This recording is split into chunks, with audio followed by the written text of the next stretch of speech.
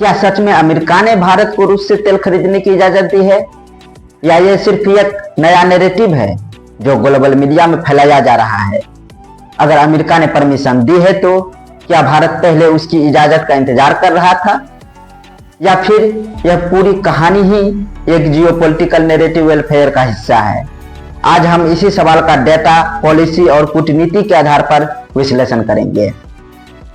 नमस्कार दोस्तों, स्वागत है आपका हमारे चैनल पर। हाल ही में अंतर्राष्ट्रीय मीडिया में एक नई हेडलाइन तेजी से फैल रही है कि अमेरिका ने भारत को रूस से तेल खरीदने की अनुमति दी है। लेकिन क्या यह सच है या यह सिर्फ एक नैरेटिव फ्रेमिंग है? आइए समझते हैं पूरी कहानी।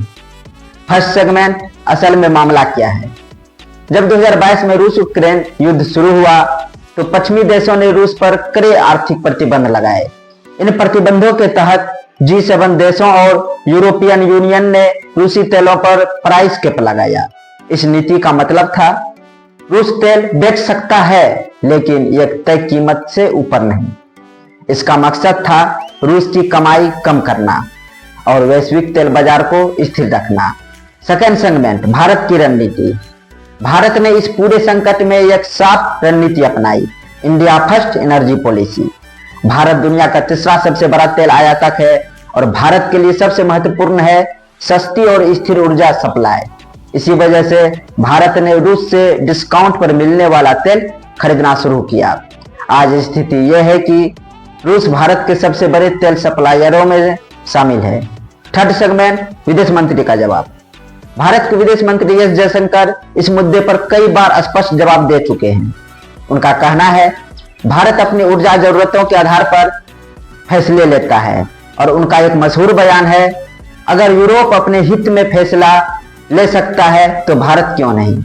इसका साफ मतलब है कि भारत किसी की अनुमति से नहीं बल्कि अपने राष्ट्रीय हित से फैसले लेता है।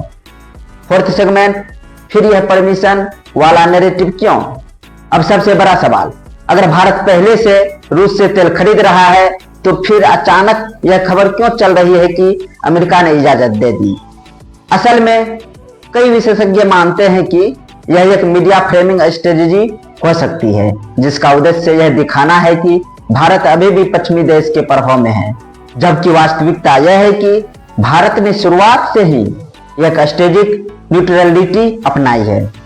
फिफ्थ सेगमेंट, वैश्विक राजनीति का खेल।